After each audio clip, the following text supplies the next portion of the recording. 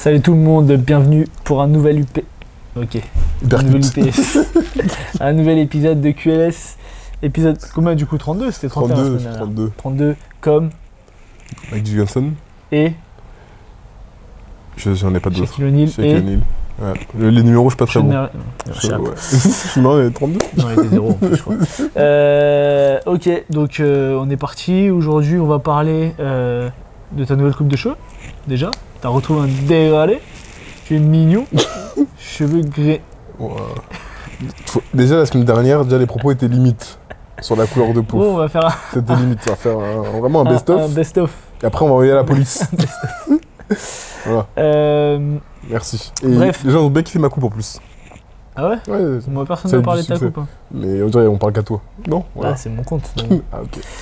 Donc bref, aujourd'hui nous allons parler comme promis des previews du Final Four, enfin des demi-finales d'Euroleague.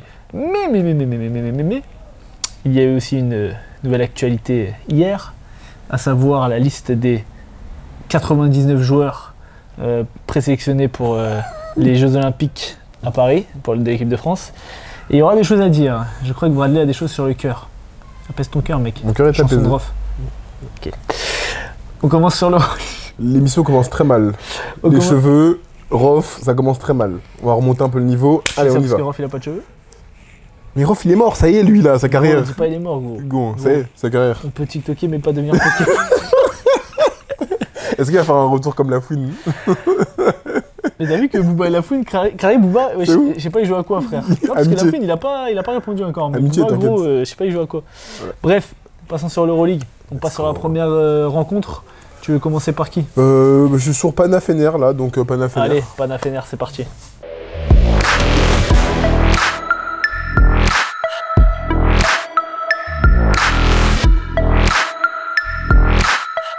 Fenerbahçe, Panathinaikos, l'équipe qui a fini deuxième, qui a battu le Maccabi en 5 matchs. Maccabi sans Wael Baldwin, je tiens à préciser. Face au Fenerbahçe qui avait fini 6ème et qui a sorti Monaco. Monaco sans Petr Corneli. Très retardé. Quoi? Non mais je cherche des excuses à Monaco. Il n'y a pas d'excuses. Sans Mike James. On en a déjà parlé. Alors, ça s'annonce d'être un très beau duel. De toute façon, les deux demi-finales, c'est le top du top. Comment tu vois le match se profiler? Quels vont être les points clés pour ce match-là? D'entrée, déjà je vais commencer d'entrée avec mes favoris. Je remets sur la table encore une fois. Commencer à screener, à le ressortir une fois que le Final Four sera passé. Après là c'est un match coup près, hein, donc le Final Four c'est un peu différent, mais je vais avec le Fener. Pourquoi? Déjà les armes clés là-dedans, la profondeur du Fenerbahçe, qui est toujours un problème, qu'il était pour Monaco. Je pense qu'il le sera pour le Pana, à savoir Taylor Dorsey qui s'est remis en ordre de marche, Scottie Wilbekin bien entendu. Dorsey on l'a pas trop vu sur la série de Monaco, à part au match 2 je crois, où il était vraiment... Il s'est remis en ordre de marche. Je te dis pas qu'il a mis 20 points, je te dis que quand il est rentré, il a apporté des choses et il a fait aussi un gros match. Je trouve que la profondeur d'effectif du Fenerbahçe est assez importante. Chaque joueur qui rentre a des choses à apporter. Tu laisses Biberovic 5 secondes, c'est filoche. Certains Sandy qui était un peu blessé, je pense qu'il aura son rôle à jouer. Après, c'est pas très grave s'il est pas là. Hein. Surtout qu'il y a le retour de Motley. C'est pas très grave, et c'est ce que j'allais dire. C'est surtout que Motley n'a pas beaucoup joué sur la série face à Monaco. Après, il jouera pas non plus beaucoup contre cette série-là. Hein. Pourquoi? Parce que c'est Jonathan Motley, qu'en face il y a Mathias Le Sort, et que crois-moi qu'il va faire 15 minutes de moyenne maximum. Avec des fautes, on verra bien. En tout cas, il récupère une arme, encore une fois, en présence. Mais en 15 minutes, il peut faire 12 et 8. Hein. Il peut complètement faire ça. Non, franchement, je l'ai beaucoup répété. Je crois vraiment en cette équipe du Fener, en tout cas sur cette première partie du Final Four, on verra par la suite. Mais de l'autre côté, le Pana a des armes à jouer, bien entendu. Hein. On voit que la série de Kendrick Nunn face au Maccabi, même avec l'absence de Wade Baldwin, il a fait une grosse série. Et surtout avec l'absence de Wade Baldwin. Surtout avec l'absence de Wade Baldwin, et notamment les 3 derniers matchs, où il fait des gros matchs à plus de 25 points. En mettant Slukas sur le banc. Encore une fois, je pense que si le Pana veut passer, l'axe 1-5 va être encore une fois important et déterminant. Donc ça peut être Nunn le sort, comme ça peut être Soukas le sort, comme ça peut être aussi en passant par Mitoglou, et aussi les bonnes minutes de rotation que va devoir, à mon sens, apporter, j'allais dire Kostas Soukas, pas du tout, Kostas Antetokounmpo. C'est jamais... Max 1-5, Luka Vildoza, Kostas Antetokounmpo. Non, ça m'intéresse pas du tout. On va pas se mentir, ça m'intéresse, mais genre pas du tout. Mais, mais les bonnes minutes qu'il peut apporter comme il a su le faire durant la saison. Donc non, je pense que ça va être une série. En tout cas, ça va être un match serré, mais je vois le Fenerbahçe s'imposer. Ok. Bah écoute, moi je pense sur le papier, le Pana est favori. Ok. Sur la réussite de la saison de manière générale. Ok. Ils ont des joueurs qui pour moi sont supérieurs. Mathias Le Sort, Kendrick Nunn, même Kostas Loukas. Allez, Kostas Loukas, même si c'est un petit peu en dessous, mais c'est quand même très fort. Mais en tout cas, les deux premiers que j'ai cités, pour moi, il n'y a pas de joueur de ce niveau-là au Fenerbahçe. Maintenant, c'est un match sec. C'est un match sec. Et on sait que le Fenerbahçe, c'est la meilleure équipe à 3 points de l'Euroleague, enfin, qui reste en tout cas. Et on a vu contre Monaco qu'ils ont su s'appuyer sur cette force-là. Sur un match, si tu as le Fenerbahçe qui tire à 45, allez, même plus de 40%, qui te met 15-3 points, c'est mort. Très dur à prendre. Très dur à prendre.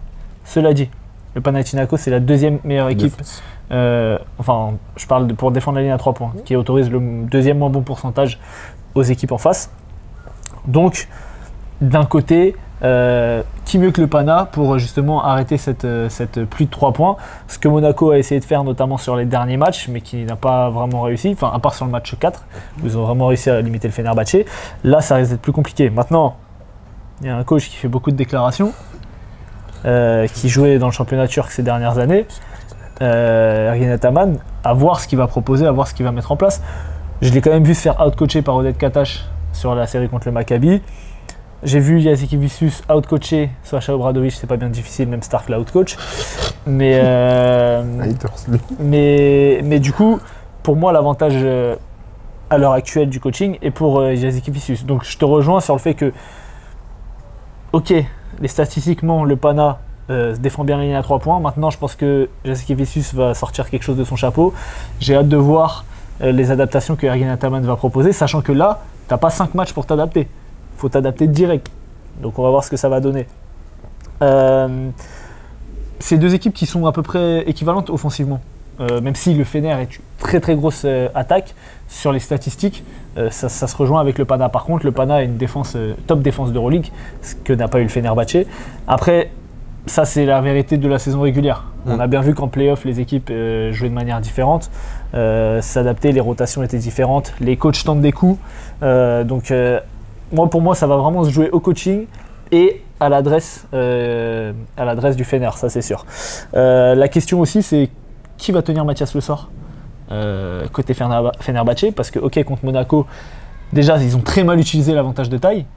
Et en plus de ça, il n'y a pas de joueur du calibre de Mathias Le Sort. Même si Motiejunas fait une très bonne série, c'est pas le même impact, on va dire. Donc, le small ball, cité Ergin Ataman, il faut punir le small ball de Jasikevicius. S'il tente le small ball, il faut le punir. Je suis d'accord. T'as Mitoglou qui est quand même un grand poste 4, t'as Le Sort qui va mettre de l'impact. Tu peux avoir Papa Petrou sur le poste 3-4 aussi qui va chercher de la taille, donc tu peux contrer, sachant que c'est tous des joueurs qui peuvent s'écarter, enfin à part Le Sort, c'est des joueurs qui peuvent s'écarter, mais Le Sort est très mobile. S'il doit défendre sur un Cestina, sur un Dyson Pierre, même un S. Davis sur le poste 5, il sera plus mobile que Motiejunas ou que même Jaité, etc. Donc, je pense que justement pour aller dans ce sens-là, tu as raison que si jamais il joue à small ball, il va devoir punir. Et je pense que l'importance de Georgios Papagiannis sur cette série peut être assez déterminante, dans le sens où jouer grand, forcer soit Mathias Le Sort à sortir de la raquette, parce qu'on sait que Papagiannis peut tirer extérieur, et à l'inverse, en défense, lui demander de travailler un peu plus et aussi d'aller aider au rebond. ouais. Et donc je pense qu'il y a vraiment une clé à avoir là-dessus, parce que c'est clair et net que si jamais tu veux jouer small ball, tu vas te faire détruire dans la raquette.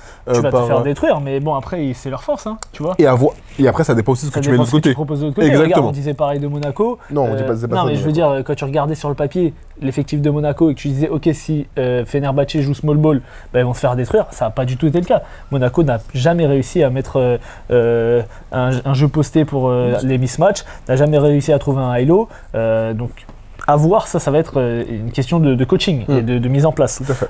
On sait que Mathias Le Sort a énormément progressé à la passe. Donc si jamais ça passe devant sur un hello et qu'il arrive à flasher au posto, il peut finir. Si jamais c'est Mitoglou ou Papa Petro qui flash au posto, ils peuvent le trouver sur des alley-oops. On sait qu'il prend très bien aussi ses positions. Donc voilà, à voir, ça va être très très intéressant.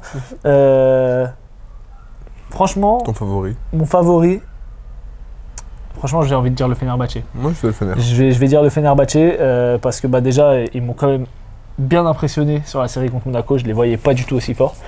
Je voyais franchement Jasikevičius, autant j'ai dit qu'il n'a pas révolutionné ce que fait le Fenerbahçe, mais en tout cas c'est un coach qui prend des risques, c'est un coach qui propose des trucs et bah voilà, il a clairement gagné son duel face à Obradovic sur la série contre Monaco.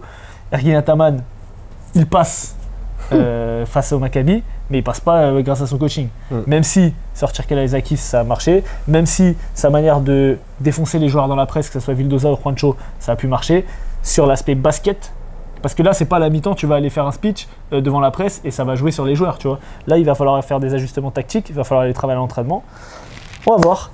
Je sais pas si tu as vu sur le site de l'Euroleague, il y a pas mal de petites stats, stories sur chaque équipe. J'ai vu qu'Ataman, quand même, c'est un des 2 seuls coachs, je crois, qui a gagné dans 3 équipes différentes des compétitions européennes, puisqu'il a gagné l'Euro Challenge avec Beşiktaş, il a gagné. Bref, je sais plus, mais en tout cas, c'est quand même un coach qui a un sacré palmarès.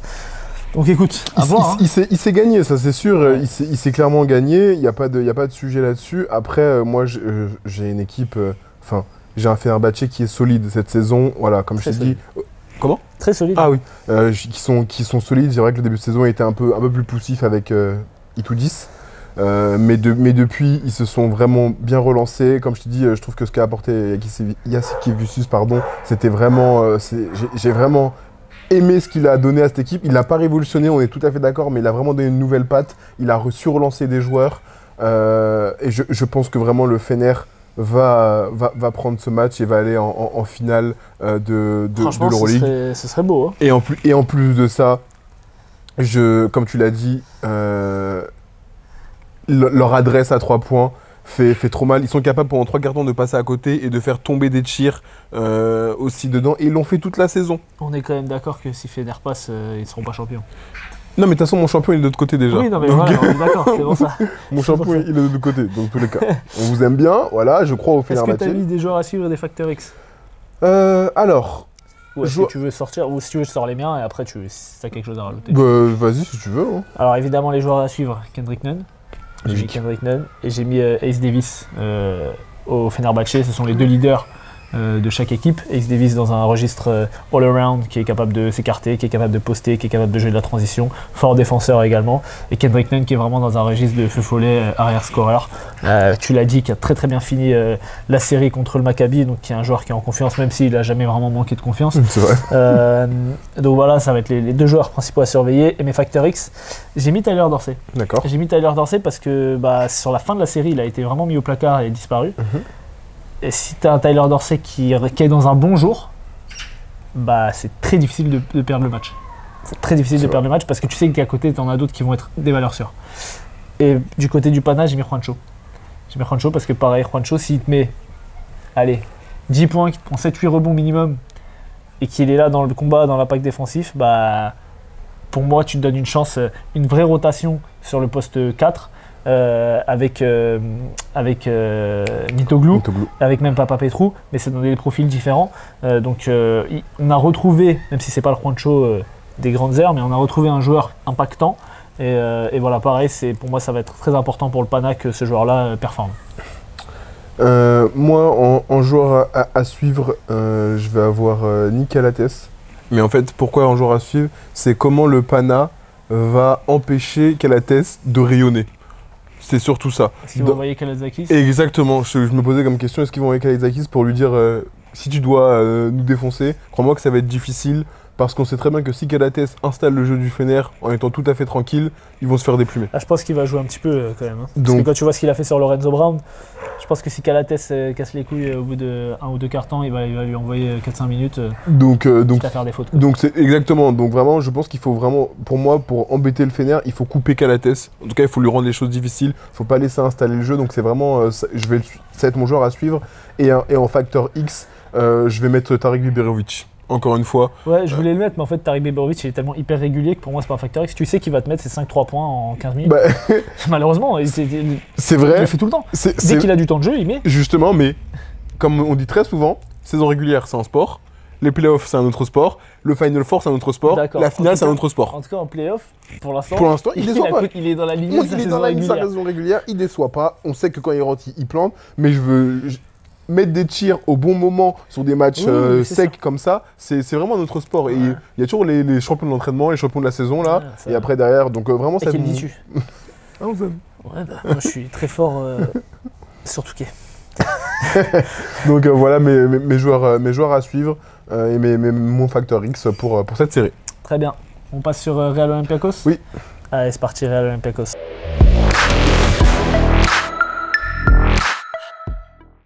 Alors, Real Olympiakos, la série. La série, finale avant la l'heure. finale encore, le retour suite à la finale de l'Euroleague de l'année dernière sur un shoot de... J'en ai marre de les voir, ceux-là, de Sergio Llull et compagnie, là. Il a mis un gros tir sur Mousfal, je pense qu'il y aura un air de revanche. Tu sais que Sergio Llull, il avait été MVP de l'Euroleague, gros? Oui, Je savais pas. ça je savais. C'est une folie quand même, hein. Quand tu vois ce qu'il fait maintenant. Oui, mais il est vieux, là. Oui, non, mais je sais. C'est pas ça que je veux dire, c'est qu'en fait, oui, il est vieux, mais bon, on regarde pas l'Euroleague depuis. Enfin, en tout cas, moi, je regarde pas l'Euroleague depuis si longtemps que ça. Mais en fait, je le vois pas, genre, peser Dominé. comme un MVP, tu vois. Dominé. Mais à bon, tel point. je me renseigne, je referai ma culture, mais c'est vrai que j'ai vu les derniers MVP et tout. Enfin, les 10 derniers MVP, j'étais un peu surpris de voir Sergio Llull. Mais donc voilà. Je donc, pense vas-y. qu'il va apporter encore son expérience sur ce match-là. C'est une opposition de style. On a la meilleure attaque contre la meilleure défense. C'est le meilleur attaque, la Real? Oui. À quoi? Au point ou au rating? Au point. Et même au rating. Ça, c'est pas le rating, hein. C'est le. Au point. Ouais. Et après, j'ai le... Ah oui, c'est j'ai le c'est le- PIR, pardon. Au point, c'est la première attaque. Au rating, peut-être c'est peut-être le Fener, non? Faudrait que j'aille regarder. Ouais, je sais pas. J'irai regarder. Mais en tout cas, au point, c'est la meilleure Parce que là, attaque. c'est une des top attaques. Et contre la meilleure défense de l'Olympiakos. Et au high test, on le voit, la meilleure défense. Donc Olympiakos sort du demi-terrain. Ah te bah là, dit- ils sont sur les 2 derniers matchs, ils ont mis les cadenas sur le Barça. Et il pouvait pas. Il Mais pouvait pas. Mais du coup, dans cette série, il va être... C'est trop mignon, franchement. On a Stark qui fait sa vie. Il s'étire. Donc, franchement, je réfléchissais à cette série, je me disais... C'est un match, mais bon. Un match, il faut que j'arrête la série. Je me disais, est-ce que l'Olympiakos peut battre le Real sur un match avec un grand Franchement, enjeu ouais. comme ça? Tu crois, toi? Non. Moi, j'ai dit l'Olympiakos en finale, mais j'avoue, j'avais pas capté qu'ils croisaient le Real en demi. Mais non. Mais Mais j'y crois pas. J'y crois pas parce que... le Real, ils sont tellement forts. En fait, je pense que la défense de l'Olympiakos, elle est tellement impressionnante qu'ils vont pouvoir ralentir. Sauf que le Real a tellement de joueurs et offensivement, ils sont tellement capables aussi de se mettre des pelées défensives. Mais ils ont des joueurs supérieurs offensivement. Moi, j'aimerais juste revenir sur ce que tu viens de dire. Parce qu'on entend beaucoup First Team dire ça, Dire quoi? pelées défensives. Oui. T'as déjà entendu un coach dire mets-toi des pelées défensives? Oui. Mais toi, donne-toi Non, oui, une argent d'accord. défense.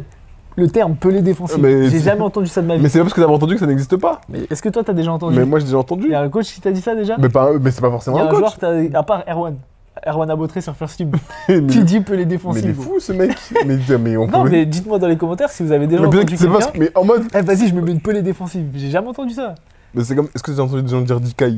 Bah, nous, on a entendu, parce Ouais, qu'on se l'est dit entre Bah nous. voilà. Mais donc... Et peut-être des gens qui n'ont jamais entendu dire Ça, ça. c'est Mais des trucs du sud-ouest, ça. mais il est fou, ce mec. Bref, Bon, en tout donc, cas, du coup, ils je- se mettent des Pelé Dikai. défensif. Des Dikai. Mais non, mais en fait, je pense que l'Olympiakos peut matcher en défense avec le Real et le Real peut matcher avec l'Olympiakos aussi en défense. Par contre, je suis pas sûr que l'Olympiakos peut matcher l'attaque du Real. Et c'est à ce niveau-là que ça va faire l'écart. Ouais. C'est-à-dire que quand tu regardes les rosters, l'Olympiakos sur du demi-terrain, c'est très fort pour défendre, mais parfois ils peuvent être en difficulté pour mettre des points. Tu l'as dit très souvent, Azaya Kanan, il a un peu déçu, il a pas souvent été au rendez-vous. Thomas Walkup, qui vient d'être élu meilleur défenseur d'Euroleague. On en parlera après des trophées, on fera un petit segment sur les trophées. Voilà, j'ai pas continué ma phrase, mais regardez bien ma tête. Même, il défend, mais quand même, hein. Bon, voilà quoi. Mais on sait qu'il peut avoir aussi des difficultés en attaque, surtout au niveau de son tir extérieur. Shaquille McKissick qui va apporter des points. Aucun sujet là-dessus. À l'intérieur, ils peuvent apporter des points aussi. Papa Nicolaou fait du bien depuis son retour. Sauf que de l'autre côté, c'est des armes de guerre. Campazzo va mettre, Gershon va mettre, Tavares, s'il est en forme, il peut mettre, Poirier peut mettre, Ezonia, Zanan Moussa, ils ont trop d'armes offensives et je pense que ça va se jouer là-dessus. Et le Real, comme le conseil qu'on a donné au Barça mais qui n'ont pas su appliquer sur tous les matchs, si le Real pousse la balle, et avec Fabio, hein. Fabio Campazzo, Facundo Coser. Avec Facundo Campazzo, si le Real pousse la balle, l'Olympiakos ne va pas pouvoir tenir, c'est impossible. Et le micro-meneur qu'il est, c'est sa force première de pousser la balle, de tuer dans le rythme encore et encore et encore, et ça fera la différence, je pense. Ok. Alors moi, je suis assez d'accord avec ce que tu as dit. Du coup, tactiquement, pour moi, si t'es Barzokas et l'Olympiakos, je pense que déjà, premièrement, tu as parlé du Real, de la meilleure défense que c'est. Qui est le point d'ancrage défensif de cette défense? Du Real? Ouais. Bah, t'as Walter Tavares. Voilà, ouais. Et Vincent Poirier. Voilà, donc c'est les deux postes 5. Ouais. Pour moi, tu dois faire des fautes à ces joueurs-là. Tu dois punir avec Milutinov, tu dois punir avec Moses Bright, tu dois punir avec Mousfal. Il faut que tu sortes ces mecs-là du terrain. Il faut que tu les fasses douter. Ok, j'ai une faute, ok, j'ai 2 fautes là, je peux pas aller chercher des contres, etc. Il faut les sortir. Le jeu va s'ouvrir. On sait que l'Olympiakos utilise beaucoup son secteur intérieur pour créer du jeu. Il faut faire sortir ces mecs-là. Malheureusement, ils n'ont pas vraiment un profil, même si Moses White peut s'écarter un petit peu. C'est pas vraiment un shooter à 3 points fiable. Donc ils n'ont pas ce profil comme le Partizan pouvait avoir, etc. pour faire sortir, ou même Baskonia, pour faire sortir les grands de la raquette. Donc pour moi, première chose, il va falloir leur faire des fautes. Et parce que ça va libérer le cercle, et parce que ça va aussi libérer le jeu justement sans ballon à partir de l'intérieur. La deuxième chose que ça va faire, enfin la troisième chose que ça va faire, c'est que si tu prends des tirs près du cercle, les rebonds vont être plus courts et donc plus contestés. Tu peux aller au rebond offensif. Si tu prends beaucoup de tirs à 3 points, les rebonds vont être longs, ça va donner de la relance au Real. Donc pour moi, l'Olympiakos, qui en plus n'est pas une grosse équipe à 3 points, il faut que les mecs qui tirent à 3 points prennent leur tir à 3 points, avec Peters, Isaac Hanan, s'il est dans un bon jour, il peut en prendre, Nigel Williams-Goss.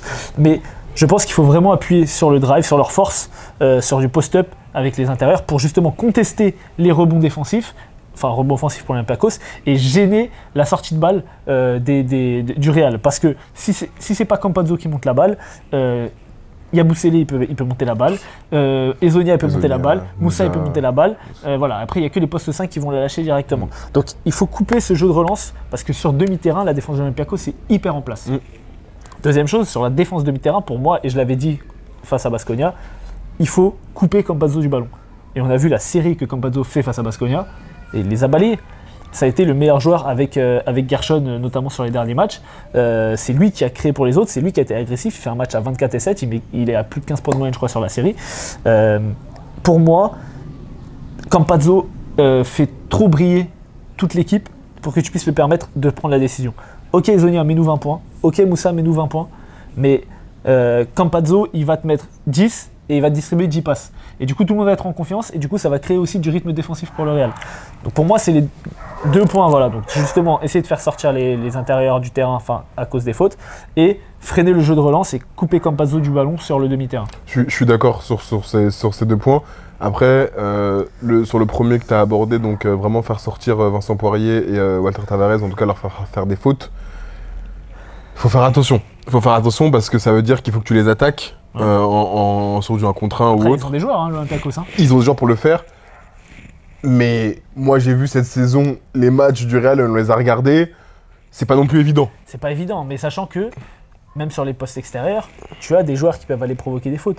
Shaquille McKissick, il va aller chercher des lancers francs. Nigel Williams-Goss, il est très malin aussi pour aller chercher des lancers francs. Larenzakis est capable aussi d'aller provoquer des fautes. Donc, ça va pas être que le rôle des intérieurs pour moi. Si jamais justement t'as McKissick, tu sais qu'il va aller chercher du drive, t'as le droit qu'à 5 fautes en Euroleague. Et déjà, si tu en sors un et que tu fais réfléchir l'autre, après je dis pas qu'il faut que tu appuies, si pendant 20 minutes les mecs sont à 0 faute, continue pas à forcer sur ça sur la deuxième mi-temps, tu vois. Mais je pense que dans la préparation du match, tu as une défense qui est extrêmement en place, tu as deux top protecteurs de cercle au Real. Pour moi, si tu veux pouvoir jouer ton jeu, sachant que tu n'es pas une grande équipe à 3 points, et qu'en plus tu veux pas donner de la relance, il faut que tu appuies sur ce secteur intérieur. Je suis d'accord. Après, en fait, je me dis que ça, c'est plus dans les mains du Real que de l'Olympiakos. Pourquoi je me dis ça? En fait, c'est quel Walter Tavares on va avoir. Est-ce qu'on a Walter Tavares de la fin de saison, qui est un poids pour le Real? Il était pas dedans. Il était pas dedans, il était un peu... Offensivement? Même défensivement. Non, même... le mec il fait 4 mètres. Non, il gêne. Non, même défensivement, il était à la rue. Il était en retard sur les contres, il était en retard sur les timings, il était en retard sur les rebonds, il était à la rue. Par contre, si t'as Walter Tavares là du premier tour, ça va être un problème. Ouais, après, c'est pas, ça va être un problème. Mike Kotsar et Mathieu Costello en face. Hein.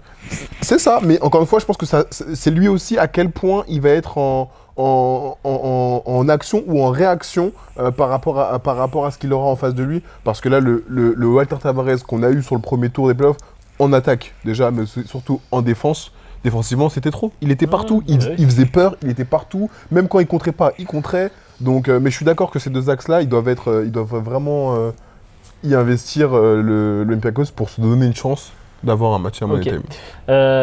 Donc juste pour finir, il y a Gabriel Deck qui est out pour la saison, enfin pour tout le Final Four du coup.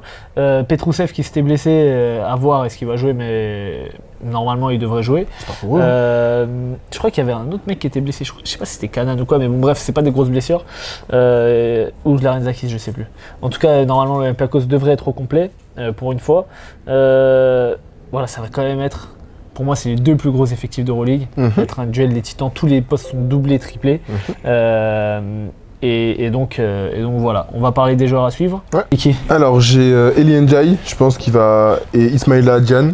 Ça va être important dans la série. Le rapport... Il y a un mec qui s'appelle... Oui, pivot du Real. J'ai jamais vu. Ah, du Real? Du Real, oui. Tu m'as donné 2 joueurs du Real, je pensais qu'il jouait à l'Olympiakos. Non, du Real, non, c'est bon, j'arrête. Là, je commence par le Real. Je pense que Fabien Causeur est un joueur à suivre. Il va pas jouer, ça se trouve. C'est un mec des Final Four. Ouais, moi c'est un mec des Final Four. Fabulous Fab, c'est un mec des Final Four. Je suis d'accord. J'espère que Tchous Matteo, j'espère qu'il va jouer. Il arrête ses bêtises là et qu'il l'envoie sur des joueurs. Ça va être essentiel. Déjà, si Makisic. Attends, d'esprit.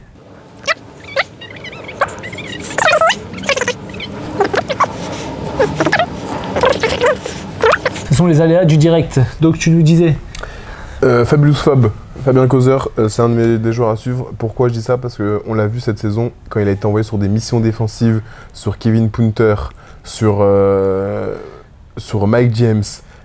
Il a fait trop du travail défensif. Marcus Howard. Et en plus de ça, on sait qu'il peut mettre de l'autre côté avec sa papatte gauche. Donc moi, c'est un joueur que j'aimerais voir sur ce Final Four. C'est un habitué, c'est un ancien MVP de Final Four quand même. Hein, faut dire aussi les choses. Je pense qu'il aura toute son expérience à jouer. Commencer à l'envoyer sur Williams Goss, sur Makisic. Voilà, pour essayer de limiter ces joueurs-là. Si tu arrives à les limiter, tu te donnes aussi les droits de gagner. Et bien sûr, côté Real, mon autre joueur à suivre, c'est Campazzo. Parce que, logiquement... Élu MVP de Liga NDSA, je sais pas si t'as vu. Donc, Liga ACB. Liga ACB. NDSA, c'est en foot, non? Non. C'est quoi en foot? Ah non, c'est Liga Santander. Ouais, je sais pas. Bref, du championnat espagnol. La Liga, quoi. On dit la Liga, ça y est. Personne dit la Liga Uber Eats, on dit la Liga. T'as vu qui est MVP de championnat italien? Non, j'ai pas vu. Marco Bellinelli. Hein? Ouais. Il a dû vraiment froisser. Vraiment. Pourtant, il est 50e à l'Eval, j'ai vu en Liga. Ils ont dû bien bosser, Bologne. Et du coup Campazzo, j'ai l'air Fabio encore. Hein. Facundo Campazzo, parce que tu l'as très justement dit, le Real est une très forte équipe. Mais quand Facundo Campazzo joue à un niveau MVP avec ce rythme et il diffuse sur les autres, le Real est intenable. Le Real est intenable et on voit la différence dans l'installation des systèmes, dans la capacité à courir, dans la capacité à nourrir les autres. Ce n'est pas du tout la même équipe et que quand Facundo Campazzo est moins bien, qui prend des fautes rapidement, qui s'agace, on voit un Real qui balbutie son basket, qui est plus en difficulté. Donc moi, ce sont mes deux joueurs, et mon joueur à suivre et mon Factor X dans cette série. Ok.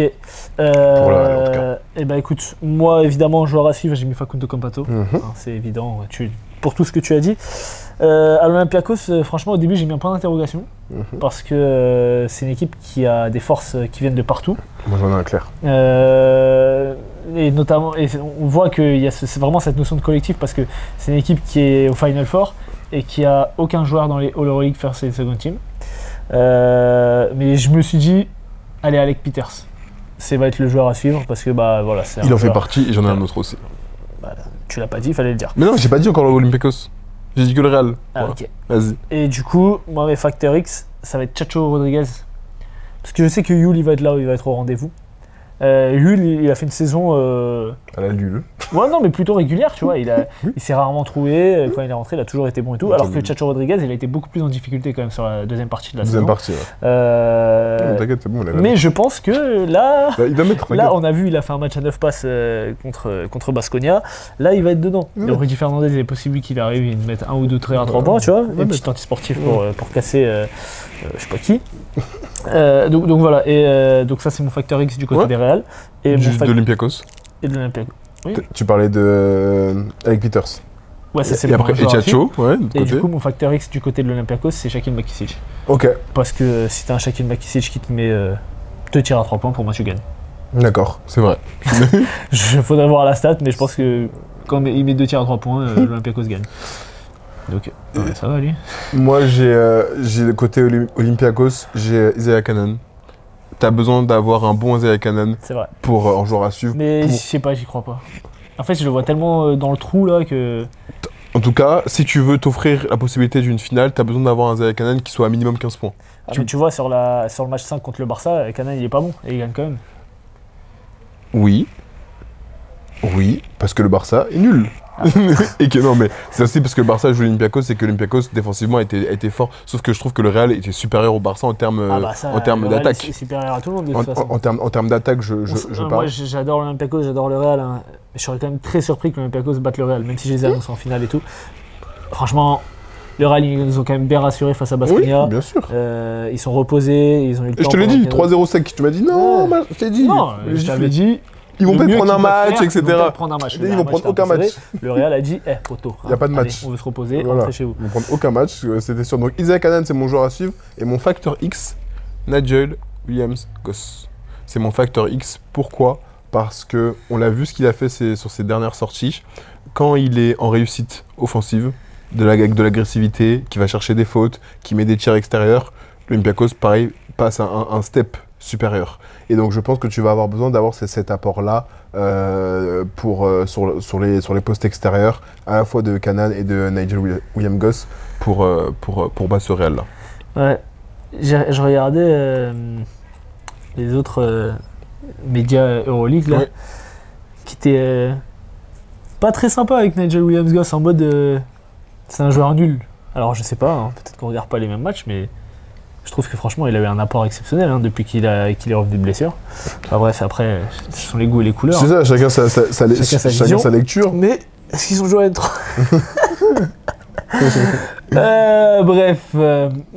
bref. Ok, et bah écoute, on a parlé des deux séries. Ouais. Avant de parler de l'équipe de France, j'aimerais qu'on fasse un petit point sur les trophées de l'Euroleague Oui, qui faisons ont point. été donnés. Parce qu'il y a des choses à dire Oui, quand même. j'aime pas tous les trophées en Mais plus. je vais te les donner, t'inquiète pas. On part sur les trophées.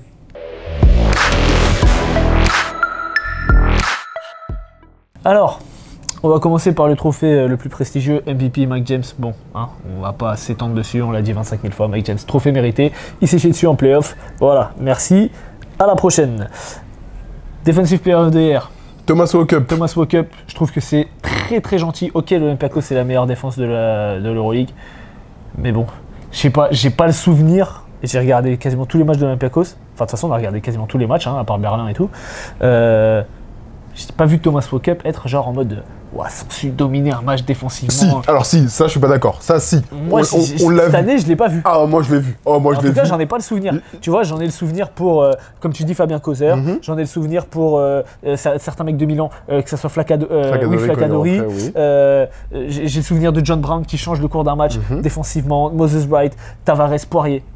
Sur cette saison, je n'ai pas le souvenir de Thomas Walkup faire ça. Alors peut-être que ma mémoire flanche, hein, mais je trouve qu'il y avait quand même des mecs avant lui à récompenser. Je suis d'accord. Au Après, Real. Les mecs étaient au Real. Après, on peut pas tout donner au Real, mais Ou à Monaco, parce que John Brown, il aurait eu, ça aurait pas été un scandale. Ça aurait pas été un scandale, tu as tout à fait raison, mais j'ai vu cette saison Thomas Walkup et il fait partie, c'est la première pointe défensive de l'Olympiakos. Je suis pas en train de te dire que c'est Marcus Howard. Non, je sais. Mais donc moi, je l'ai vu faire des gros matchs où il mettait rien, mais par contre défensivement, il était toujours présent, il est toujours vaillant, toujours au combat, et en plus, il est dur. Mais tu sais, on dit il met rien, Thomas Walkup, etc.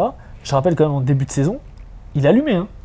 Oui. Donc, t'es pas à l'abri, pour juste cette petite parenthèse, t'es pas à l'abri que sur un match, là, ils t'en mettent 3 ou 4, tu sais, parce qu'il les prend, les tirs. Il les prend sans hésiter, hein. C'est pas un reluctant shooter. Chiche. On recoule la langue de Shakespeare. Je vais dire moyen. Chiche, la connaissance, hein. On n'a pas un bac S, bref. Du coup, voilà, on va pas s'étaler non plus sur Thomas Walkup. Ça est, déjà, il est albinos. Waouh, je me désolidarise, bien sûr. Moi, j'aurais donné à Vincent Poirier. Ouais, ça aurait pas été scandaleux. Très bien. Coach of the Year, Chus Matteo, bon, ils l'ont donné parce que le Real a tout dominé, mais bon, il a rien apporté. Mais comment ça, il a rien apporté 27-7. 27 victoires, 7 défaites, sachant qu'ils étaient à un moment, je sais même plus, j'ai plus la... L'effectif du Real, t'as vu les joueurs du Real? Oui. Les Real, ils sont champions en titre, ils ont rajouté Facundo Campazzo. Moi, ça me gonfle. Ça, j'en ai marre cet argumentaire-là. C'est comme, je suis pas du tout comme le pro PSG, tu vois, mais au bout d'un moment, tu gagnes, tu domines. Ou comme Manchester City. On dit, ouais, mais t'as vu l'effectif de City? Mais les gars, il faut le faire. Donne le MVP à Campazzo alors. Il faut le faire. Donne le MVP à Campazzo dans ce cas-là. Non, parce qu'il a pas été bon sur la deuxième partie de saison. Le coach n'a pas été. D'accord, le Real a été bon, mais le coach pour moi n'a pas n'a pas été spectaculaire. Il y a plein d'autres coachs. C'est la première équipe. C'est la première équipe. Tu peux donner même à Odette Katash, tu peux donner à Ergin Ataman si tu as envie. Ils sont premiers de l'Euroleague. Ils ont dominé l'Euroleague cette saison. Ils ont perdu 7 matchs. Et tu dis qu'en gros, tu dis. Parce qu'ils ont fait tout ça, c'est grâce au coach. Dans ce cas-là. Mais aussi, mais bien sûr que c'est grâce au coach. Dans ce cas, c'est aussi grâce à Facundo Campazzo. Pourquoi il n'est pas MVP? Oui, mais là, on parle du meilleur coach. Ton argument, il n'est pas valable. Ton argument n'est pas valable. Il n'est pas MVP. Juste si l'argument de Brad n'est pas valable. Facundo Campazzo, il n'est pas MVP parce que sur la première partie, on disait il était bon. Ton argument, il n'est pas bon. Non, mais sur le début de saison, Facundo Campazzo, il joue à un niveau MVP. Sur la deuxième partie de saison, il est moins bon, il est moins réussi, il s'agace beaucoup plus. Donc, c'est pour ça qu'il n'est pas MVP. D'accord. Moi, je suis désolé. Est-ce que Chus Matteo, par exemple, je me souviens d'un match, il laisse Mario Hezonja, je crois que c'est le dernier match de saison régulière, en fin de match, défendre sur Marcus Howard, qui va lui mettre des presses tout terrain, etc. Est-ce que c'est pas la faute de Chus Matteo de ne pas mettre Fabien Hezonja avec ça? Voilà, lui aussi, il a été mauvais. Mais bien sûr qu'il a fait. Mais je suis d'accord dans l'ensemble. En gros, toi, ton argument, c'est parce que dans l'ensemble, le Real a dominé la saison. Le coach, c'est le meilleur coach de l'Euroleague. Non, c'est pas que ça. Ils ont dominé la saison. C'est pas que grâce aux joueurs. Ils ont fait 27-7. C'est la première attaque. Ils ont perdu 7 matchs, sachant qu'il y a un moment, ils en avaient perdu 0 pendant, je sais plus, 14, 15 matchs, 12. Enfin, au bout d'un moment, c'est pas que les joueurs. C'est pas que Facundo Campazzo. C'est le coach qui a réussi à faire ça aussi important que l'effectif puisse être. C'est aussi grâce au coach. Ouais, je suis pas convaincu. On est où là? Ok. Écoute, on passe sur le Rising Star. Bon, Gabriel et Procida. Je crois qu'on a déjà parlé la semaine dernière, donc on va pas en reparler. On va pas en reparler. C'est un peu un trophée nul. Un peu nul quand tu vois à qui il le donne. Donc voilà. Les derniers trophées sur lesquels j'aimerais revenir, c'est évidemment les Euroleague First et Second Team. Quel aime bien ça? Bah attends, parce que bon, autant la First Team, donc Kendrick Nunn, Mike James, Facundo Campazzo, Mathias Le Sort, Nigel Hayes Davis, qui pour moi, bon, c'est un peu gentil de le mettre là quand même, mais bon d'accord, c'est le joueur qui statistiquement au Fener est le plus mis en avant, donc d'accord, ok, pourquoi pas. Aucun débat sur Mike James, aucun débat sur Campazzo, ni sur Mathias Le Sort, pas de problème. Hein. Kendrick Nunn, allez, ok, pourquoi, aucun débat quand même, j'accepte, même si pour moi Wade Baldwin fait une meilleure saison. Ouais, donc Wade Baldwin et Euroleague Second Team, avec Kostas Loukas, soit Mario Hezonja, aucun problème. Walter Tavares, très gentil. Prime quand même. Au Real. Prime au Real, hein, parce que bon, t'avais quand même Josh Nibo qui faisait une saison de fou furieux. Voilà. Et il y a un mec. Alors autant il a fait des playoffs de fou furieux, mais Lorenzo Brown, il faut me dire qu'est-ce qu'il fout là. Le Maccabi finit 7ème, ils ont 2 joueurs dans le All-Euroleague Second Team. Avec un Lorenzo Brown, j'ai plus les stats en tête, mais si mes souvenirs sont bons, il est à 12 points, à 39% de réussite au tir, enfin à 2 points, et genre 33 à 3 points. On m'explique pourquoi, qu'est-ce qu'il fout là? Alors il y a un mec, quand j'ai commenté la publication, qui dit j'ai mis Lorenzo Brown, et il y a un mec qui m'a dit ouais, il mérite d'y être. Et le mec s'appelait Yoni je sais pas quoi. Voilà. Je me demande pourquoi il dit qu'il méritait d'y être. Tu veux... Gros, tu peux parler, gros, y'a rien. Je veux On est dans un pays libre, gros. Je veux regarder les stats de Lorenzo Brown. Tu les as ou pas? Moi, je t'ai dit, c'est 12 points à moins de 40% au tir. Wesh, t'es beau ou quoi, frère? Lorenzo. Alors, 13,2 points, ouais. 2,8. Regarde les pourcentages. 6,1 assists, oui. Et en termes de pourcentage, il a 45 à 2 points, 34% à 3 points. Ça, c'est avec les playoffs, hein, parce qu'il y a 38 matchs. Regular season. Descends. Voilà. Mais y a pas... Si, en bas, il y aura peut-être la moyenne. Okay. Voilà. 12,8. 42% au tir, 12 points, 30% à 3 points. 6,2. Voilà, c'est pas non plus... Enfin, je veux dire, c'est pas des stats monstrueuses pour une équipe qui en plus finit 7ème de l'Euroleague, quoi. T'aurais mis qui à sa place, toi? Bah, Shima Moneke, Marcus Howard. Enfin, on avait fait nos équipes, je sais plus exactement qui est-ce que j'avais mis, mais Josh Nebo. Enfin, si j'avais mis quelqu'un du Maccabi, j'aurais mis Josh Nebo, par exemple. J'aurais pas mis Lorenzo Brown. Enfin, bref. Shane Larkin. Non, Shane Larkin, il est 10e. Shane Larkin, je suis désolé. Oh. Il a un match, du play-in, il est meilleur à l'éval, top 5 meilleurs scoreurs. Ouais, d'accord, ok. Il est 10e, ça y est. Mousfal, peut-être, non? Il est 10e. Et Mousfal, il est pas 10e, Mousfal. non, mais attends, tu me dis il est 10e. Je suis sûr que je peux te trouver des joueurs. Qui sont 10e? Bon, là, non, ils ont mis que des top joueurs. Ouais. Mais bon. Et Gabriel Procida, il est combien? Mais il est pas dedans. Voilà. Ok, on passe aux choses sérieuses. Ah, enfin! On va passer à la Team France, à la présélection de Vincent Collet. Et là aussi, il y a des choses à dire.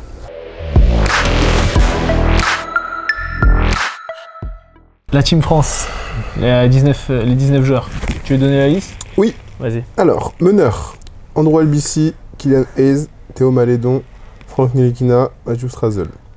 Arrière, ailier. On met un peu d'entrain, gros. Là, Non. encore à la vidéo, les gens ils vont. Il n'y a pas d'entrain. On va voir l'entrain, c'est après. Nico Batum, Zaya Cordinier, Bilal Koulibaly, Nando De Colo, Ousmane Dieng, Evan Fournier, Nadir Efi, Eli Okobo. Intérieur, Rudy Gobert, Jalen Howard, Mathias Le Sort, Vincent Poirier, Victor Wembanyama, Gershon Yabouzélé. Où est Rodrigue Bobois? Où est Fabien Causer? Où est Thomas Hurtel? Où est Mousfal?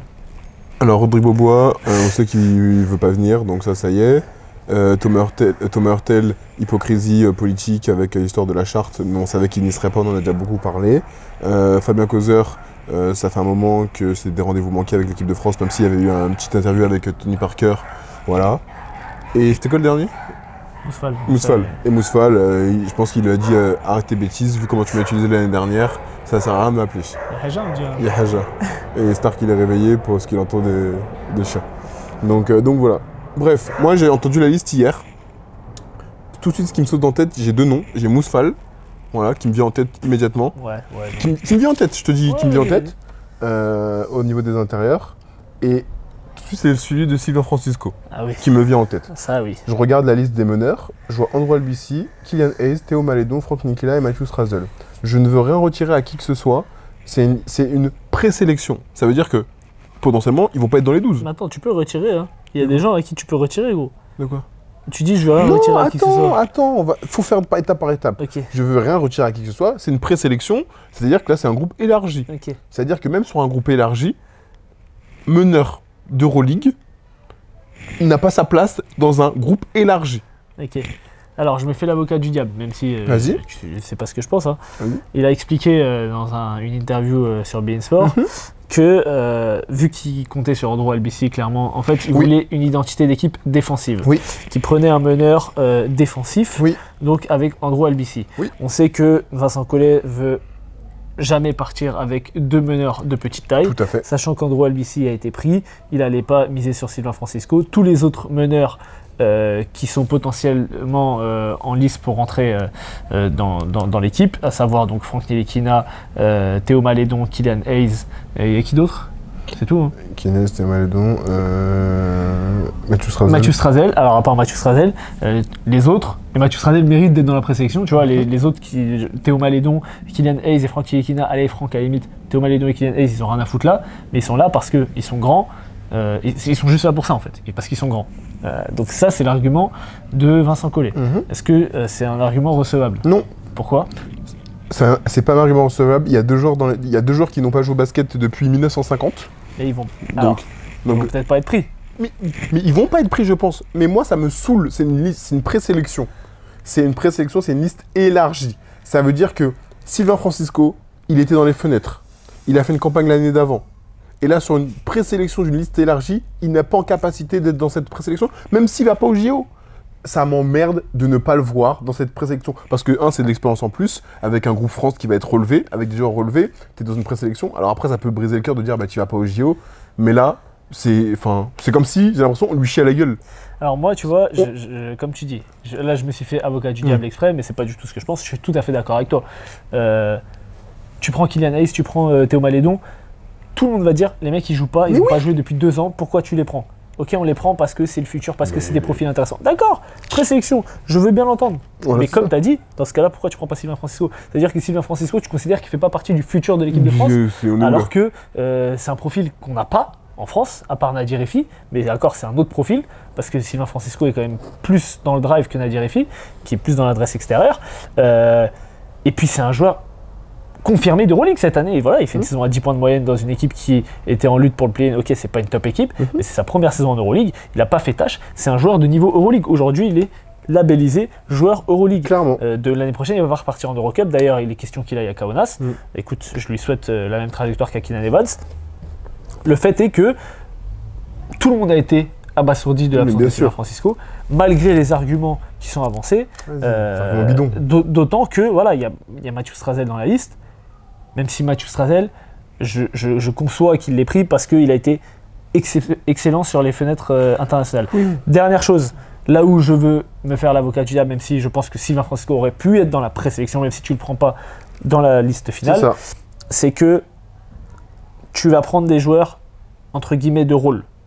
Je pense que dans la tête de Vincent Collet, ses meneurs, c'est Andrew Albici, Franck Ntilikina. Je pense qu'il veut partir sur ça. Clairement. Si tu prends un troisième meneur, c'est un mec qui risque, il l'a dit dans l'interview, soit de ne pas jouer, soit de jouer très peu. Peut-être qu'il en a discuté avec Sylvain, peut-être qu'il considère que Sylvain n'acceptera pas de jouer 3, 4, 5 minutes. C'est pas l'impression que j'ai eue l'année dernière dans le comportement qu'il a eu avec l'équipe de France. Alors oui, il y a eu la phase où il refuse à donner la balle à Evan Fournier pour mettre un tir. Mais bon, ça vraiment, si t'es coach et que tu te bases sur ça pour faire ta sélection, c'est que t'as rien compris. Maintenant, il y a quand même une chose que je voulais dire, mais je sais plus ce que je voulais dire. ça m'arrive de plus en plus souvent. Mais je peux rebondir sur, en partenaire d'entraînement, il y a une petite liste qui a été annoncée. Oui, il y a Nolan, Maxime Reynaud, Nolan Traoré, je crois, Bodian Massa, de mémoire. Ouais. Je m'énerve maintenant ou on attend de croiser Vincent Collet? Enfin, au bout d'un moment... Non, mais tu vas pas appeler Sylvain Francisco à être partenaire d'entraînement. Non, mais ce que je veux te dire, partenaire d'entraînement, c'est quoi? C'est-à-dire, ils vont pas être pris dans le groupe. Ils vont être là pour s'entraîner. Au bout d'un moment, il faut arrêter de se foutre de la gueule du monde. Là, c'est du foutage de gueule et son explication, c'est de la merde. Son explication, elle est nullissime. Dire oui, c'est question de profil, etc. Je suis désolé. Théo Malédon, c'est plus grand. Kylian Hayes, c'est plus grand. C'est des mecs qui n'ont pas joué depuis 3 mois, 4 mois. Franck Ntilikina, on sait que c'est son gars. Théo Malédon, ça fait très longtemps qu'il n'a pas joué. Il a été coupé par les Suns. Il jouait à Charlotte, mais il jouait pas. Après, il a été transféré aux Suns. Enfin, oui, il était, voilà. Avant ça, il était à Charlotte, il jouait déjà pas. Exactement. Isaiah Thomas, lui est passé devant. Même Isaiah Thomas n'a pas beaucoup joué non plus. Et du coup, aux Suns, il a été coupé. Enfin, au bout d'un moment, pour moi, la Team France, il y a ceux qui vont faire. Il faut être dans les 12. Mais il y a aussi le avant, la préparation, il y a les entraînements, et tu vas avoir un groupe qui est relevé avec des joueurs extrêmement forts, on va pas se mentir. Tu vas avoir du Victor Wembanyama, du Gershon, du Mathias Le Sort, il va y avoir une grande intensité, du Vincent Poirier, et tu progresses aussi en faisant ça. Là, priver Sylvain Francisco de ça, je trouve ça c'est scandaleux, c'est inadmissible, d'autant plus qu'il a fait le fenêtre. Et il n'a pas été mauvais, hormis la dernière où il a été moins bien. Les fenêtres d'avant, il a été très bon. C'est pour ça qu'il a été pris à la Coupe du Monde, parce que l'année dernière, il avait été très bon. Très bon, et sur les dernières où il était plus en difficulté, je suis tout à fait d'accord. Je pense que c'est un peu Putain, le scapegoat, mais en français, le bouc émissaire. C'est le bouc émissaire de l'échec de l'année dernière, clairement, puisque, ok, on a enlevé Albici, on l'a mis lui, hop, il a fait des fenêtres, il est pas bon, c'est facile. Et oui, c'est ça que je voulais dire tout à l'heure, c'est que moi, je me disais, si tu prends une décision comme ça, c'est que tu en as parlé en amont avec le joueur. C'est que le joueur, il est au courant. Ben non. Je sais pas si tu as vu le tweet de Sylvain Francisco. Il a pas l'air d'être au courant, il a l'air d'apprendre ça. Alors je sais pas, peut-être qu'il a mis ça comme ça, hein, mais c'est vraiment étonnant sur un joueur qui a fait la dernière campagne, à qui tu as quand même montré de la confiance. On a vu les images au temps mort, etc. de pas avoir cette relation. Mais on sait que la Fédé, bon, en termes de communication avec les Non, joueurs, c'est pas ça. C'est pas au top. C'est hein. pas en termes de communication, ça aide les histoires politiques. Faut dire Non, mais non, ça y est. je parle pas d'histoire politique. Je parle de juste de la communication. C'est-à-dire que si tu as fait ce choix pour ces raisons qui t'appartiennent, on peut les accepter, on ne peut pas les accepter. Évidemment. Au moins annonce-lui quoi. Non, mais ça y est, tu vois, qu'ils le découvrent pas. Ça y est, c'est le copinage là, c'est bon, on est fatigué 5 secondes. Toute l'année, ça nous dit oui. Depuis l'année dernière, on a été humiliés au vu des prestations qu'on a données à la Coupe du Monde. C'était scandaleux. Voilà, c'était vraiment, en plus on a vu les matchs et après on faisait du débrief. C'était n'importe quoi. Ça a dit oui, il faut qu'on amène les meilleurs joueurs. Il faut que ça soit vraiment une bagarre pour avoir les meilleurs joueurs. Eh vas-y, qu'on arrête le cinéma là sur les 19. Qu'est-ce que Théo Malédon fout là Qu'on arrête le cinéma. Aussi. Sur les 19, ce que je disais hier sur Twitter, sur X pardon, il y a sur les 19, il y en a, allez, 10, voire 11, on sait qu'ils vont y aller. Bah oui. On sait qu'ils vont y aller, c'est-à-dire que Rudy Gobert il va y aller. Poirier, Wembanyama, Gershon, Andrew, Nicolas Batum, Nando, Evan, Bilal Koulibaly. J'ai oublié quelqu'un. Je sais pas, fallait faire dans l'ordre. Franck Nilikina, 10. Et Mathias Le Sort, 11. Pour moi, les 11, ils y vont là. Ceux-là. C'est-à-dire qu'il reste un spot ouvert à la main et qui va jouer entre Mathieu T'as pas Strazel. mis Isaac Cordier ? Non, j'ai pas mis. Isaac Cordier, il ira, je pense. Et donc, mais c'est ce que j'allais dire. Pour moi, j'ai un dernier spot qui va se jouer soit entre Mathieu Strazel pour avoir un troisième backup, soit entre Isaiah Cordier. Voilà. Pour moi, Isaac Cordier, il ira parce que si tu veux le faire jouer dans le même profil que Mathieu Strazel, il est quand même plus grand, il est quand même plus polyvalent en défense, c'est-à-dire qu'il peut défendre sur des joueurs de plus grand gabarit.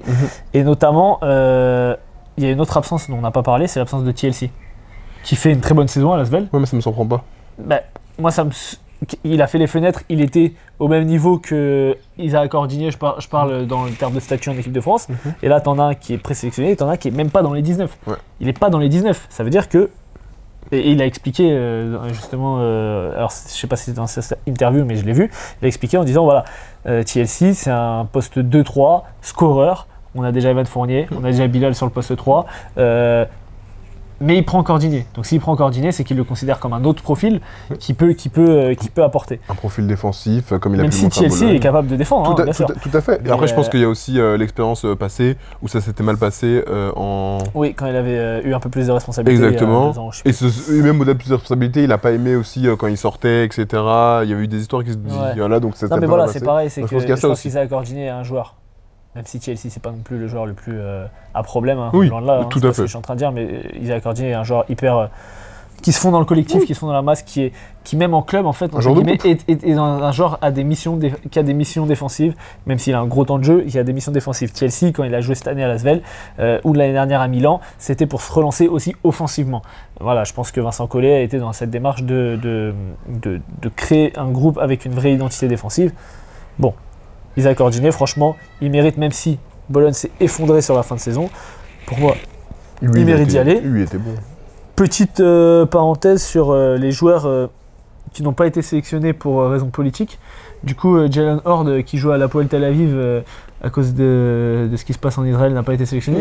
T'as le droit. T'as le droit, ça, c'est pas grave. Ah, il a été sélectionné. Oui, il est dedans, t'as le droit, ça, c'est pas grave. Ah, d'accord, ça c'est bon. Ça marche que quand pour la Russie. Ça marche que. Tu peux que mentir et après dire c'est la faute de Thomas Hurtel. C'est une dinguerie, c'est trop grave. C'est trop grave. C'est trop grave. Nous, on n'est pas affiliés à la FNB ou quoi que ce soit, hein, mais faut arrêter de mentir. C'est trop grave de mentir comme ça en cas de Après, on est en France. T'as vu, c'est la fédération française. La France est quand même un grand pays d'hypocrites. Parce que là, c'est la fédération française. Mais bon, c'est pareil. Hein. Quand c'était pour exclure les athlètes russes de toutes les compétitions, pas que du basket, de tout, fermer tous les contacts avec la Russie, etc., là, il y avait du monde. Par contre, quand c'est un autre pays... Après, le problème, en fait, aussi, le problème dans cette histoire avec Thomas Hurtel, c'est que, je sais plus qui avait dit ça, c'est que dire Thomas Hurtel revient, c'est avouer devant le monde entier, nous avons menti. Et alors, ça... Vaut mieux. Moi, je pense que c'est plus honorable d'avouer. T'as vu ça où, toi?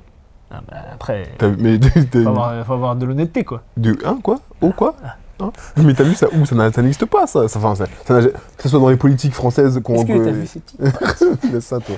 Que ce soit dans les politiques si on sort du sport et si on reste dans le sport, à aucun moment les gens vont se dire tu as raison, je me suis trompé, ça n'existe pas, il faut être lucide. Donc on le savait, on en a parlé sur Thomas Hurtel, est-ce qu'il allait y aller? On savait très bien qu'il n'allait pas y aller, parce qu'ils vont pas avouer en 4K devant le monde entier, on va déjà se ridiculiser sur les JO à Paris, ils n'ont pas besoin de la Fédération Française de Basket, se ridiculiser encore un peu plus, qu'ils ne l'ont déjà été l'année passée. Mais du coup, dernière chose, on avait parlé quand on avait parlé des 12, je crois que c'est pendant les fenêtres. J'étais tout seul, j'avais fait la vidéo tout seul. Sur les postes d'intérieur, ça va être quand même très compliqué. Dans quel sens? Dans le sens où on a dit, il y a des joueurs qui vont jouer peu, oui. Pas beaucoup. Sur le poste 5, tu as Rudy Gobert, oui. Il va jouer. Tu as Victor Wembanyama, il va jouer. Oui. Derrière, tu as Mathias Sosor et Vincent Poirier. Oui. Il n'y a pas de minutes pour tout le monde. Hein. Oui. Mais je pense que malheureusement, Vincent Poirier va pas avoir beaucoup de terrain. Voilà. Mais c'est pareil, tu prends un joueur qui est en course pour faire un back-to-back Euroleague, qui a un rôle, qui a fait une saison exceptionnelle, tu le prends si tu le fais pour être le 12e homme. Je pense dans ce cas-là, prends Ismaël Kamagaté, hein, c'est pour faire ça. Je pense pas qu'il va le faire en tant que 12e homme, mais après... Il n'y a pas de minutes là. Je t'ai donné 3 joueurs devant lui. Hein. Oui, mais après non, 2. Pour l'instant, il y a Victor et Rudy. Et Gershon, Gershon aussi. Non, mais je parle en poste de 5, il y a Mathias. Ouais. Tu penses que Mathias Sosor va plus jouer que Vincent Poirier? Quand j'écoute les déclarations de Vincent Collet sur sa liste, il parle de Mathias Sosor comme un potentiel MVP d'Euroleague et il parle de Vincent Poirier comme un joueur qui a fait une très bonne saison. Donc pour moi, Mathias Sosor est clairement devant même si moi je préférais voir Vincent Poirier, c'est pas que j'aime pas Mathias Sosor, c'est juste que Vincent Poirier pour moi peut ouvrir un peu plus la raquette pour Rudy Gobert, pour Victor Wembanyama, peut jouer un peu poste 4 parce qu'il peut s'écarter un peu plus que Mathias Sosor, et surtout il y a Gershon Yabusele, son coéquipier du Real, donc ça peut faire sens d'avoir justement cette raquette que tu peux avoir. Mais on va voir. Oui. C'est un problème de riche. Oui. D'accord, il n'y a pas Mousfal, mais c'est un problème de riche. C'est des joueurs, mais il y a un de ces 4 joueurs, enfin un de ces 2 joueurs entre Mathias Sosor et Vincent Poirier, qui va jouer beaucoup moins que ce qu'il a l'habitude de faire. Mais ça c'est, je suis d'accord. Mais après ça, ils vont voir avec son staff comment ça va se passer. Ça, je suis d'accord. Mais de toute façon, on verra bien. Après, je préfère avoir ce problème de riche là qu'être limité parce que l'autre est blessé et ne pas avoir les ressources nécessaires. Donc du coup, le stage commence, je crois, le 17 juin. C'est ça. Les premiers matchs amicaux sont le 2 juillet. Et je crois qu'il y a 2 matchs et après, il donne la liste des 12 définitives. C'est ça. Aux alentours du 10 juillet. Les JO, c'est quoi? C'est du 26 juillet du 26 ou 27, je crois, un truc comme ça. Au 26 juillet au 10 août à peu près. Ouais. Ça. J'espère qu'après, Vincent Collet, il aura démissionné. Juillet au 4 août. Parfait. J'espère qu'il aura démissionné après. Non, mais de toute façon, il s'est annoncé que c'est sa dernière campagne. Ah bon? Très bien. C'est sa dernière campagne. J'espère, ça c'est sûr. On peut plus. Donc voilà. Qu'est-ce que je voulais dire? Oui, donc voilà, c'est tout. Il y a mon petit démissionne. On peut plus. On est fatigué. Vraiment, on est fatigué. Et oui, donc voilà. Donc déjà du 17 juin au 2 juillet, il y aura déjà une prépa, etc. À voir est-ce que le corps de Franck Ntilikina tient parce que toutes les dernières prépas, il s'est pété. Et du coup, ça libérait une place. Et il a pas joué depuis début de l'année, hein. Parce qu'il s'est fait c'est quoi? Oui, je sais plus ce que c'était, ménisque ou machin, donc je sais plus ce que c'était, mais il a pas joué depuis très longtemps. Non, ça va être compliqué à la main, mine de rien. Pas simple, hein. Quand tu vois que tu prends 3 mecs qui jouent pas, un mec de petite taille, Andrew Albici, aussi fort soit-il, ça reste un joueur d'Eurocup, et qui est limité offensivement. Bon, écoute, surtout il n'y a pas de continuité, quoi. Il n'y a pas de continuité, et surtout que le meneur, c'est le poste presque le plus important. Écoute, on verra. Les avantages, c'est ce qu'on va se manger, bref. On a fait le tour un peu. Ouais. Tu voulais parler de Sandrine Gruda? Moi, je suis pas le basket féminin, donc j'ai rien à dire. Non, mais de toute façon, la Fédération Française de Basket, moi, ça y est, je suis fatigué avec eux. Respecte Céline Dumerc, mec. Ouais, super, merci les braqueuses. Mais en fait, en tant que joueuse, c'est une très forte joueuse, mais j'ai l'impression que dès qu'il passe côté dirigeant, il peut être un Comme Boris Dio. Non, tu vois, j'ai moins cette sensation. Par contre, Boris Dio, il est aussi dans le truc de la charte de Thomas Hurtel. Hein. Ouais. Il est au courant. Mais hein. c'est comme Tony Estanguet, pareil, grand champion. Là depuis qu'il est au Kojo, il plaît d'un plomb. C'est de l'escrime, frère. C'est du canoë. Calme-toi. Tony Estanguet? Oui. Merci de connaître les sports. Bref, vous avez vu la connaissance? C'est ça le problème. Multiple champion olympique de... Ah ouais. C'est qui le mec de l'escrime? Est-ce que j'ai une tête à regarder l'escrime? Tu regardes du canoë au cul, là? Oui, ça m'arrivait à l'époque. M'insulte gratuitement, vous avez vu. Voilà. Quel est le meilleur escrimeur français? Putain, Estanguet, dans ma tête, c'était un mec qui faisait de Pas l'escrime. du tout. Mais donc, je sais pas, dès qu'il passe dans les hautes directions, il pète un plomb, les types, j'ai l'impression. C'est une Dumer qu'elle craque. Là, ça a pas pris Sandrine Gruda. Why? Pourquoi? On peut m'expliquer? Pourquoi ça va pris Sandrine Gruda? On t'a pas dit qu'elle est plus au top comme elle a pu l'être, mais elle a l'expérience, elle a fait des multiples campagnes, elle est là sur les TQO, elle est là sur les Euros, sur les championnats du monde. Parce qu'ils ont naturalisé Caitlin Clark. Ouais, super. Ça doit être ça. Bref, je suis fatigué, c'est comme avec l'équipe de France de foot, je suis fatigué. Crâne, hein, Ça- ils t'ont dégradé. Hein. Merci. Mais enlève ta main avant que je te. Voilà. Oh, tu veux que j'enlève la muselière à Star? Bon, enlève ta main avant que je te Oh. baise ici. Oh. Tu veux que j'enlève la muselière à Star? Enlève ta muselière, gros. T'as ta muselière, mon chien? Tu me rebrades? Wow. Merci Bon, pour ouais. cette dernière vidéo. À jamais, parce que je serais mort du coup. Non. Non, juste faire une oreille en moins. Hein, tu Il connais. y a rien. Pensez, les gars, comme d'habitude, on l'a pas dit parce qu'Ozan ne le fait jamais, à vous abonner, bien entendu. À commenter, c'est le plus important. Sur YouTube aussi, c'est important, il faut donner de la force. Mais le plus important, c'est sur Instagram et sur TikTok. Ça pète sur TikTok. Là, on est bien sur TikTok en ce moment. Bah, il monte son cul. lui. On a des followers sur TikTok. Je suis pas sur TikTok, j'en sais strictement rien. Mais surtout, venez débattre avec nous. Qu'est-ce que vous avez pensé de la liste de Vincent Collet? Est-ce que vous voulez l'insulter vous aussi comme moi? Qu'est-ce que vous pensez des previews d'Euroleague? À savoir Real, Fener, Pana. Qui va aller en finale à votre avis? Et surtout, dire à Ozan d'aller chez le coiffeur parce que là, il a une coupe, mon fils. Gros, Waouh. j'ai une semaine là, c'était Géchard. D'ailleurs, je vais sortir. Là, on est vendredi, je vais essayer de sortir la vidéo ce soir. De toute façon, il n'y a pas tant de montage à faire que ça parce qu'il n'y a pas eu tant de matchs que ça. Et dimanche ou lundi, je vous sors l'épisode 2 de Be an Athlete. Merci pour tous les retours. De toute façon, je ferai une vidéo sur Instagram, mais merci pour tous les retours. Franchement, ça donne la force. J'ai bien mangé cette semaine. Mais je vais bien manger, vous en faites pas. C'est dommage ce soir? Non, désolé, j'ai une soirée, mon anniversaire. Ok. Allez, bisous. Pas la semaine prochaine, mais. À bientôt. Alors, moi, la semaine prochaine, je serai au Final Four. Je ferai sûrement des vidéos. Moi, je suis en mais- vacances, donc voilà, mais Tu vas où? je vais à Rome. Avec qui? À la semaine prochaine. Pas la semaine prochaine, ça.